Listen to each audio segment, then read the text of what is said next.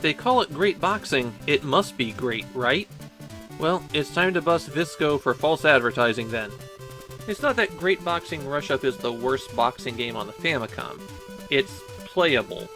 But that is as much praise as I'm willing to give this one. At least you can play with a whole bunch of friends. Besides a 2-player mode, and a tournament mode that supports up to 6 players. But I'll be playing the single-player mode. Here you create a boxer by entering a name. You don't get to choose their appearance at all. And then you start at the bottom rank of the lightweight division and try to work your way up to be heavyweight champion of the world. But before you even take on another boxer to increase your rank, you have to grind. You have stats for speed, stamina, defense, and punching. And you need to build those up before you even have a chance. So first you decide to train one of those stats. Then you engage in a boxing match with someone slightly stronger than you. And if you win, you get 2 points in that stat. The early boxers aren't that tough. In fact, you could probably beat the first one with only a round or 2 of training.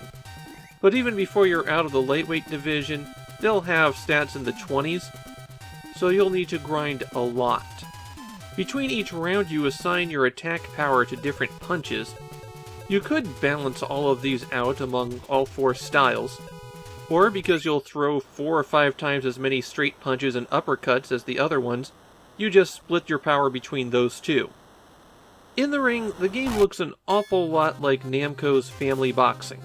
Enough that the very few comments in Japanese I could find on it were wondering if it was a stealth sequel. As far as I can tell, there's no connection between Family Boxing and Great Boxing. The way the controls work is that the A button punches and the B button does defensive maneuvers. What button you're pressing when you hit those buttons determines what you do. Sometimes. Like, if you stand perfectly still and then mash the A button, you throw a whole bunch of different punches. And I couldn't get it to consistently perform certain punches.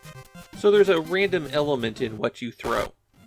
The defensive moves are slightly more controllable. You can push away from the opponent to back off, or down to duck. But again, I never got them to work consistently, and since your opponent is usually throwing a combo, you can dodge one thing and then wind up right back in it. It's extremely difficult to counter anything. So once your opponent has some momentum going, it can be tough to stop them. You have 2 meters at the top of the screen. The first is your stamina. When that reaches 0, you won't be able to get back up when you're knocked down.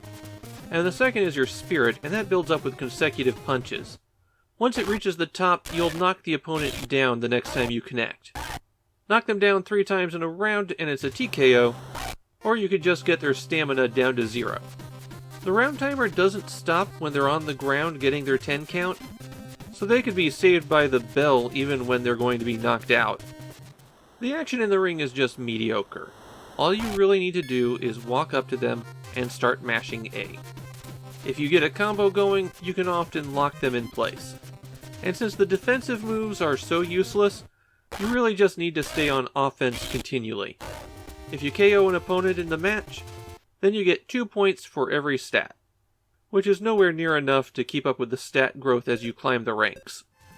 As you might expect from a Famicom sports game, there's not a whole lot of interest in Japan for this one. Even Family Boxing, which is a worse game than this, gets more interest just because it was a boom-era Famicom game. Great Boxing does the bare minimum necessary to be a boxing game on the Famicom, and the result is a game where I don't see how it could excite anybody.